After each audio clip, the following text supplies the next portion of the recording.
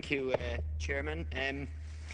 Whether it be in the judiciary or whether it be in the House here, a perception of bias in the adjudication of decisions, no matter how unfounded, is corrosive. And we need to change a situation in this country where people actually rightfully believe, well, we're not all treated equally. And it is whether a judge was corrupt or not, the perception that they were chosen by people to make certain decisions in a certain political direction is wrong. And I would apply the same thing to this House. We have a situation, and this is no slight on anyone who's in the chair, but the perception of bias in adjudication is also corrosive in here.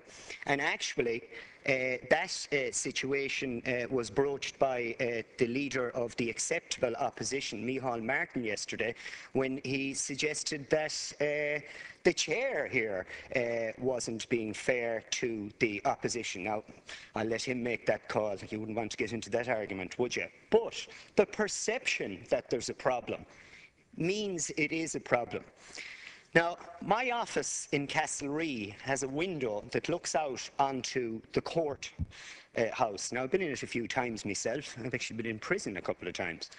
But there is something very notable when you're in court, in the dock, or whether you're looking out my office window across at the court. You have the rich guys wearing their fancy clothing, deciding the future of the poor guys. And that isn't perception, that's a fact. Now, Deputy Collins came at it from the point of view of, well, certain people didn't have opportunities, etc., and that is correct. And it's from that point that the bias begins, and it never goes away. But in this country, it doesn't just end at that. You can kill a Roscommon Man of the Year. You can come in here and say senior politicians were there when his death occurred, and no one even gasps.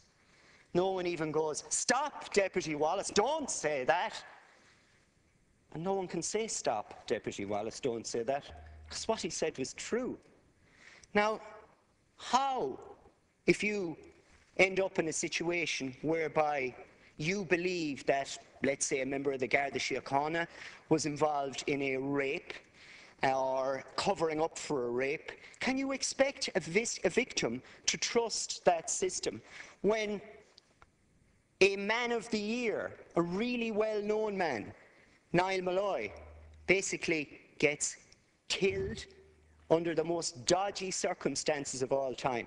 So, as another citizen, if you were going to use that system, how can you have any confidence in it? Now, I think it's brilliant timing, and I'm an atheist, but I'm starting to believe there's a God, that Deputy Ross's bill came out of the Magic Lottery, because now is the time. And while I do, to a 99% of an extent, agree with what the whistleblower John Wilson said, that people have now nowhere to go, but in another way, now is the time. We now have a chink of light coming in that window that has been fractionally opened. And what I'm going to say now is, I challenge those people who have come to me and those who haven't managed to come to me yet, and come to Deputy Daly, come to Deputy Wallace, come to Deputy Joan Collins, to take advantage of the fact that the oxygen is coming in, and to use that oxygen to boot open that window.